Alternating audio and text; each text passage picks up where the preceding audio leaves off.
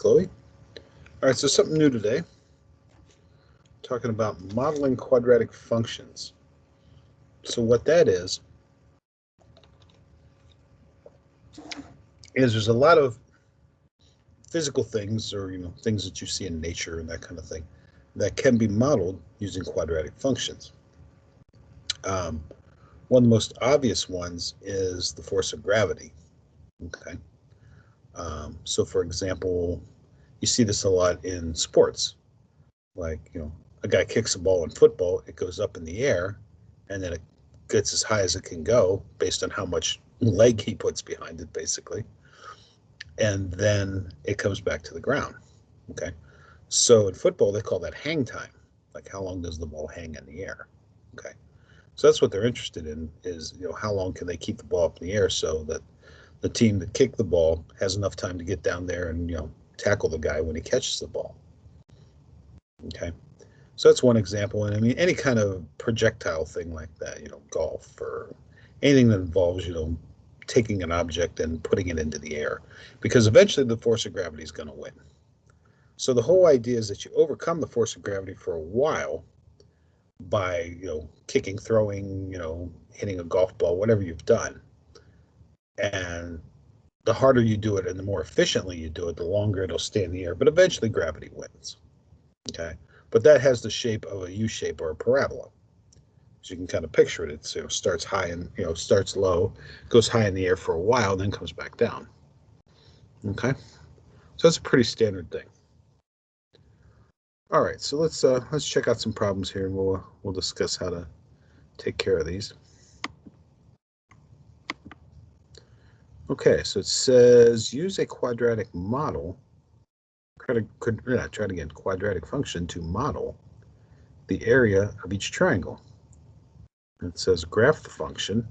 We'll probably just break out Desmos for that.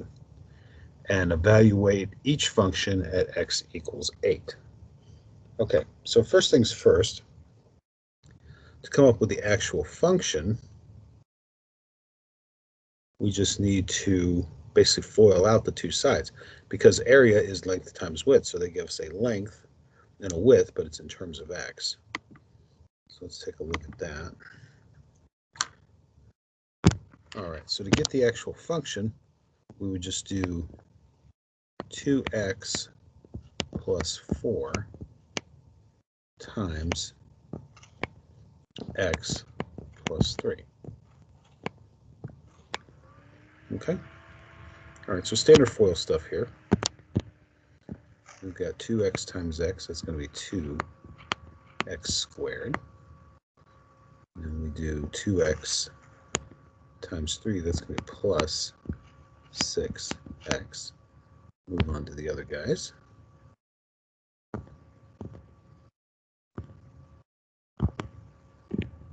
So in here you do 4 times x, that's going to be plus 4x. And then finally 4 times 3 is going to give you 12. Okay, so this is pretty standard. We have an x squared term, bring him down. We have a number term, bring him down. And then we have two x terms in the middle that we can put together. So 6 and 4 is 10, so it's going to be plus 10x. So that'd be your function. So just to make it official, you can stick an f of x on the front here. All right. So nothing we haven't seen before. That's pretty standard stuff here. Okay, so that says evaluate the function for x equals 8. Yeah, not bad, right? Okay, so here's two ways you can do that. You can take and plug in 8 wherever we see x, but here we're squaring things and multiplying stuff together, and it can get complicated and we can get lost, right? So we can do it that way, and you can get the correct answer. But here's a thought for you. Here's a little math hack, right? X equals 8. What if we just plug it in here? In here. So the first one, you got 2 times 8, that's 16. And then 16 plus 4, that makes this side 20. And over here, if we plug in 8, that makes this 8 plus 3 is 11. So then all we have to do to figure out the area is multiply 20 times 11. Okay. Let's bring our good friend the calculator in. So whatever we were doing last time gave us a 20, so we just go 20 times 11 is 220. And again, like I said, you could plug in 8 here and square it. That gives you 64 times 2 is 128. Then next to it, you got 10 times 8, that's 80. So it'll give you 208, and then plus 12 is 220. So it works that way too, but I think it's a little easier to get your answer if you plug in the numbers when it's still separate. Okay. So we have a pretty good idea what this graph is going to look like, right? So it's going to be something like this. But we'll break out the des and we'll talk here for a second. And I'll show you something kind of neat about Desmos as well. All right. So let's bring it into the mix here. All right.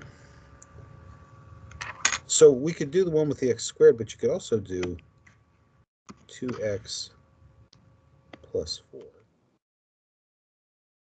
The other one was x minus 3, or no, x plus 3. And you get the exact same thing. Let me make sure I put that in there right. 2x plus 4 and x plus 3. So let's drop him down just for a sec. Yeah, 2x plus 4, x plus 3. Okay, got it. All right, so let's bring him back. All right, so here we can see a couple important things for this. There's our vertex, right? So the vertex is at minus 2.5 and minus 0.5. So it just dips below there. So since it dips below the x-axis, right, then you also have some zeros. This tells you when this thing equals 0. And not surprisingly, it's at minus 2, because if you plug minus 2 in here, 2 times negative 2 is negative 4. Negative 4 plus 4, guess what? 0. Okay? And then same thing over here. So we've got x plus 3. So if we plug in a negative 3 here, we're going to get 0. So check it out. Negative 3, and we're at 0. So that's one advantage to the factored form. And the nice part is you can use the factored form to plug it into Desmos. You don't have to necessarily do the x squared version. It'll still give you the same answer. Okay? Questions on that?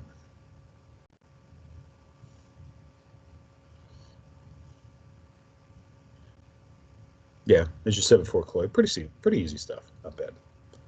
All right, let's pull Des out of the picture here for a minute. Probably coming back to it here shortly. All right, so let's see, next one.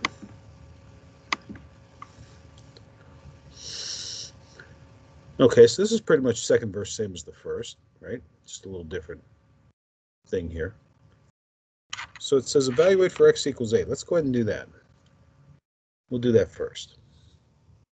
So we can plug 8 in here. So 8 plus 2 gives us 10. And up here, if you plug in 8, we got 3 times 8 is 24, minus 9 is 15. So it's just 15 times 10, right? So the area of this guy is 150. So it's a lot easier to plug an area with that than doing the x squareds and all that.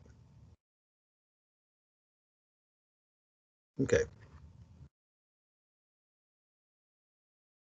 So again, to actually have what it looks like, we'll say f of x equals, let me just multiply these guys together again, 3x minus 9 and x plus 2. My pen today seems a little off. So 3x times x is going to be 3x squared. We got our middle guys.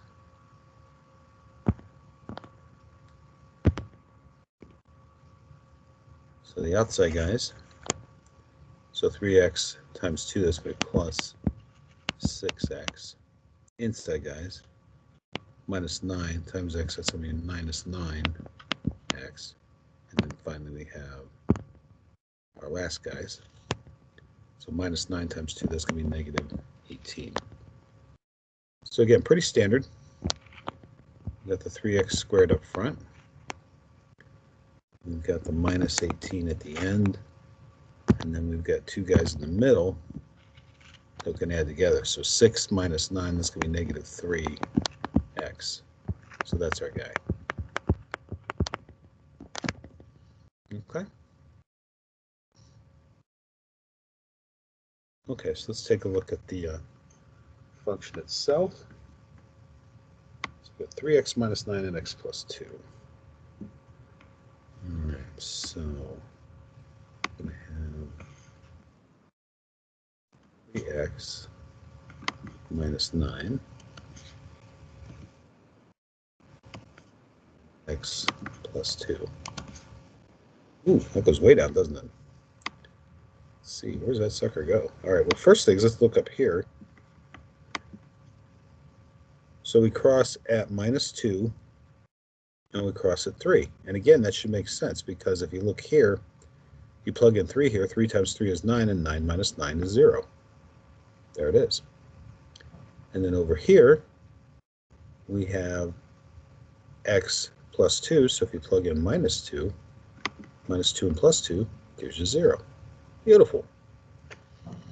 Okay, so we kind of knew that this guy was going to be way down there because we know that the intercept is at negative 18. When we multiply it together, that was the number we got. So way down here somewhere is where we cross,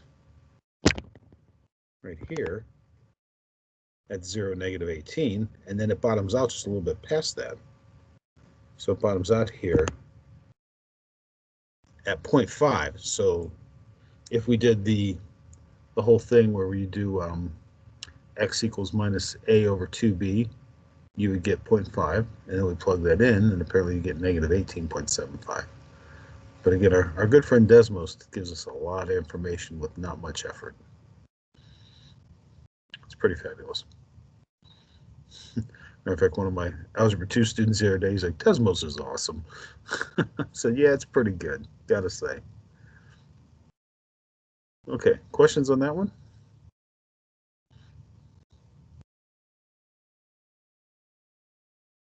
Cool. All right, let's check out a few more. So we'll move the des out of the way for a minute. We might come back to it, we'll have to see. All right, so this one says, write a function h to model the vertical motion of a situation given by minus 16t squared plus v sub 0t plus h sub 0. Find the maximum height. What? What's going on here? Okay, so you'll see a lot of problems like this, particularly if you take physics. This is a classic physics problem here. And the main thing that you'll see all the time is this guy right here. That guy right there is the mathematical representation of the force of gravity. Okay? So this guy here, this minus 16t squared, anytime you see that, that is gravity.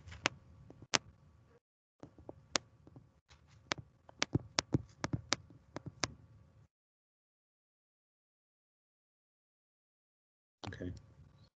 And it's not some old movie about space. Okay, so what do the other guys represent? So v sub 0, now t is time, so let's just make note of that. So t equals time, that kind of makes sense.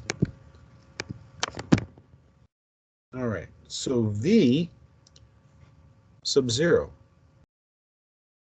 that is initial velocity. So the v is for velocity, 0 means that's our starting point, okay?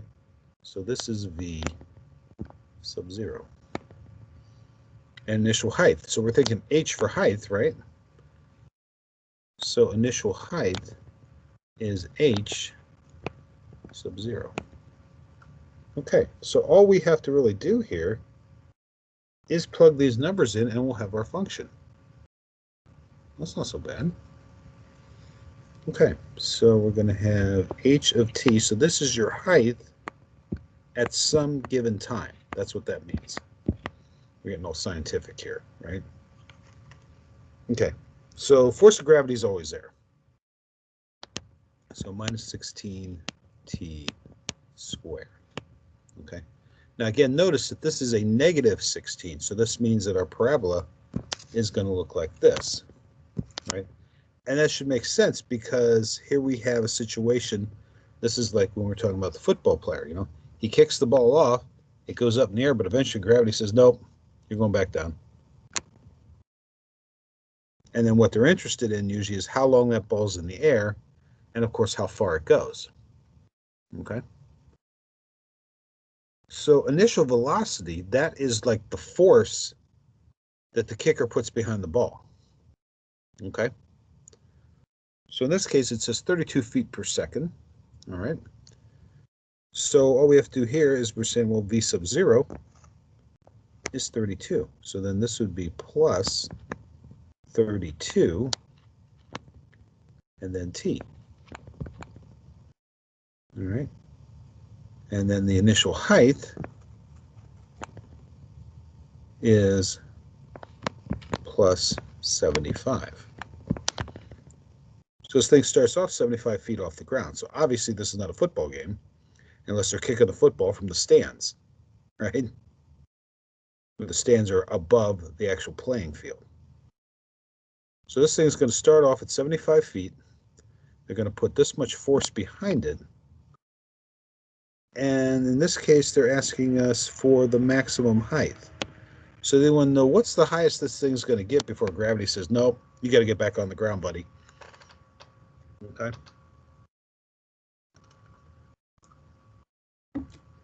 All right, so how do we figure out the maximum height? Well, we can use that little formula that I said kind of important. So let's bring him back into the fold here. So that would be x equals minus b over 2a. Okay, so what this is saying, that will give you the time, because in this case it's really t, it's not x, right? That will give you the time when this thing is at its maximum, and then we take that answer and plug it in. That'll give us our height at that particular time. Okay, so let's see how this works. So we've got minus b, so b is 32, so that means that minus b is going to be negative 32. Okay? And then the other one is going to be 2, right, times negative 16, because that's our a value.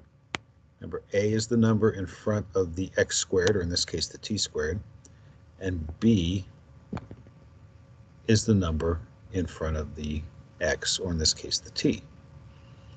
Okay? So this will give us minus 32 over minus 32, which of course is just 1. So what they're saying is we're going to reach our maximum height after just 1 second.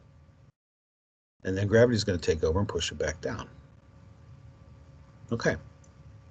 So then to figure out the height, we want to know, well, what is the height at t equals 1 second? So that's the whole point of the fancy function notation here, you know, f of x, in this case, h of t, that kind of thing, is they're just being a little more specific. They're saying, okay, here's the function. We want to know what that function is at this particular value. So basically what we do is if they say instead of h sub t, they say h sub 1, that means every place we see a t, we're going to plug in 1 instead. So let's figure out our maximum height here. So this will be minus 16 and then 1 squared. And we probably don't have to do this for this particular problem, but it just shows you when, you know, t is not 1, there's a little more calculation to it. Then we go plus So we got 32 times 1, and then finally plus 75. And we're rapidly running out of space here. Okay, so this is 32 minus 16, so that's going to be 16, and 16 plus 75, that'd be 81, 91. So they're saying when you're at t equals 1 second, right, your height is going to be 91 feet. So it's exactly like what we were doing last time. We use our little formula here, right? And that tells us at what x value, in this case, at what moment in time, this particular function is at its highest. And then to figure out exactly how high up the object or whatever it is that we're doing here, and to figure out how high up it is, we just take that value for time and plug it into this equation right here. Ladies and gentlemen, math class has just turned into physics class. Okay. And what you'll find is people that are pretty good at math are pretty good at physics. Reason for that is physics is probably the most direct representation, like real world, as they like to say, representation of mathematics. So physics is almost pure math.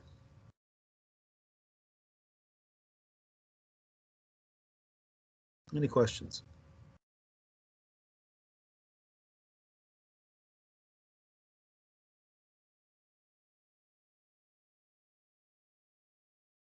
Okay. So the next one is the same thing, except they're going to change some of the values around. All right. So let's look at this one. Let's get a different color so we differentiate what's going on here. All right. So this one says we have an initial velocity, so that's the v0 thing, of 200. So this will be v0. And a height of 0. So this is h0. And then they want to know the maximum height. Okay, so same thing. So this one's going to be h of t equals minus 16 t squared. And then this time it's going to be plus 200 t, right? And then there is no initial height, so this will be plus 0. Chances are pretty good they won't write that, so they'll probably just write this. Okay? And again, they want to know the maximum height. All right, so again, we're going to use our little formula here. Again, like I say, this guy shows up a lot, so this will be x equals negative 200 over minus 2, and then actually it's going to be plus 2, but that's minus 16. All right, so then we'll have 200 over 32. Okay. So 32 doesn't go into 200 evenly, so we'll actually get a decimal for this, and that's okay. Let's get our calculator. Let's start. I got 200, and then divided by 32, so 6.25.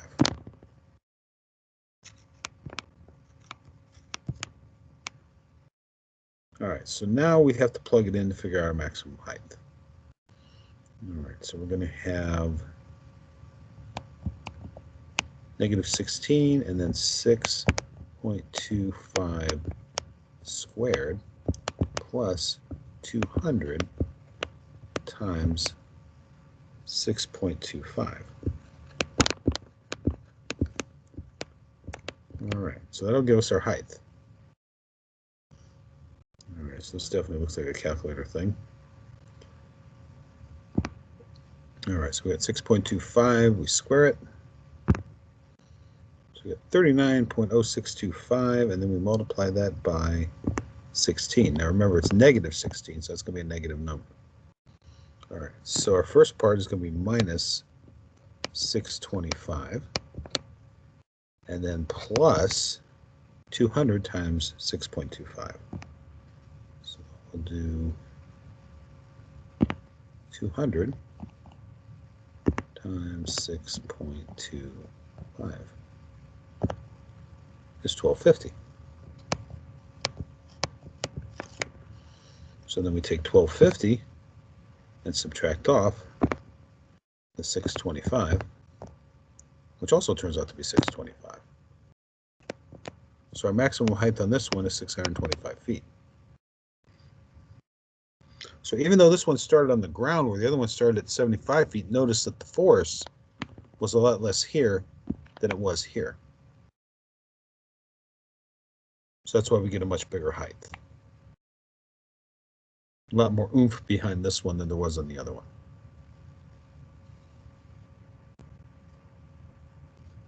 Questions?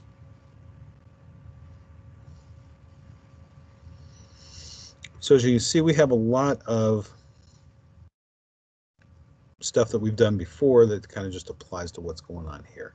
Although we're seeing it in a little more of a, like I said before, a physical sense. Something that's physically happening. Okay? All right, probably time for one more and that'll be it. It's just a little bit different.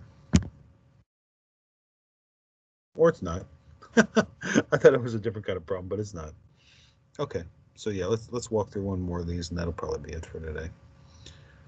All right, so same deal. So this one we have an initial velocity of 50 and a height of 5. So this will be v sub 0. And this will be h sub 0. All right, so same thing. We do minus 16 t squared plus 50 t plus 5. All right. So again, same thing. They want to find the maximum height.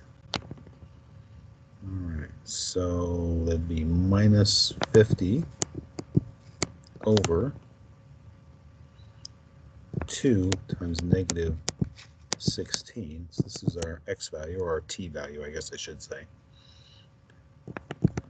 So that'll be minus 50 over minus 32.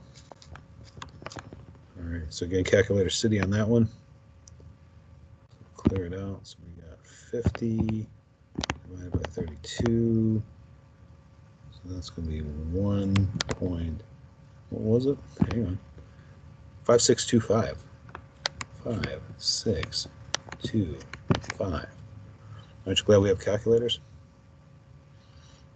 Okay, so then the maximum height is going to be negative 16 times 1.5625 squared plus 50 times 1.5625. My bad. Too many numbers, and plus 5. All right, so let's go ahead and calculate that.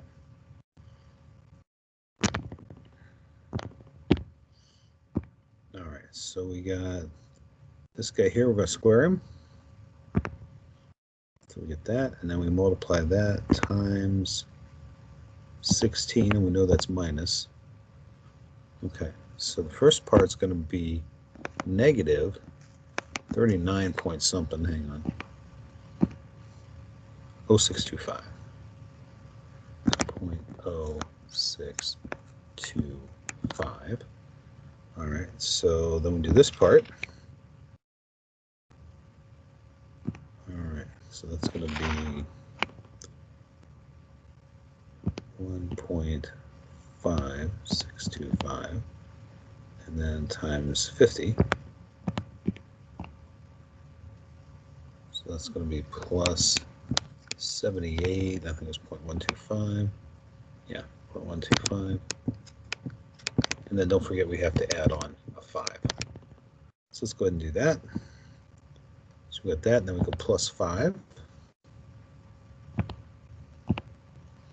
So that equals 83.125, and then we subtract off minus, it's right here, 39.0625.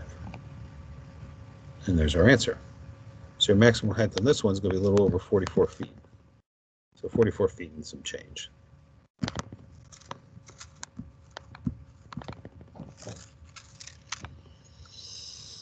Okay. So this is the exact same thing that they do, like I said, again, like a football scout. If they're watching kids that are kickers in college, they watch them and they see like how long the ball's in the air. They figure out like the trajectory of this, and they figure out, okay, well, that kid can put this much force behind the ball.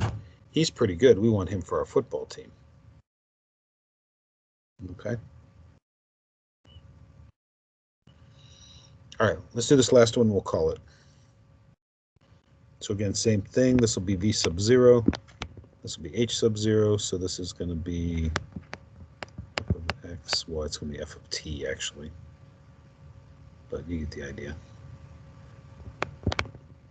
So this will be minus 16 t squared plus 48 t plus 6. Okay. So again, same thing. We figure out what our time is at its maximum height. So again, this is actually t. So it would be minus b, so that's minus 48 over 2 times negative 16. So that would be minus 48 over minus 32. I think that's 1.5, but let's make sure. So clear, we go 48 divided by 32. Yeah, 1.5. So 1.5 seconds, this one hits its height. Okay. So then once again, just to figure out the height, we go ahead and plug in our number, 1.5 here. So this will be minus 16 times 1.5 squared. And we have plus 48 times 1.5. And then finally we have plus 6. So separate those two. All right, calculator city, here we come. So we got 1.5, we square it, that's 2.25. Take that times 16. So that's minus 36. All right, then we got the next guy here. So he's going to be 48 times 1.5. So it's 72, so plus 72. Well, at least the numbers are nicer on this one. Plus 6. So we've got 72 minus 36 is 36. And 36 plus 6 is 42, which is the answer to life, the universe, and everything. Okay. Done indeed. So this is just an actual practical application of the stuff we were doing the other day. You know, so when we were doing that whole x equals minus b over 2a, you're like, really, what's this all about? This is what it's all about. Okay. So next time we will be discussing, when they give you some data points, can we come up with a quadratic equation that fits the data points or fits them very closely? And that'll involve something called quadratic regression. This is not something you want to calculate by hand, but fortunately we have websites and calculators online that will do this stuff for us. So your life is considerably easier than mine was at the time. But that's where we'll go for next time. All right, guys. Well, again, I appreciate you showing up. I've got attendance taken care of already. So we'll go ahead and shut down the recording. We'll call it a weekend for you guys. And we'll pick this up again next week.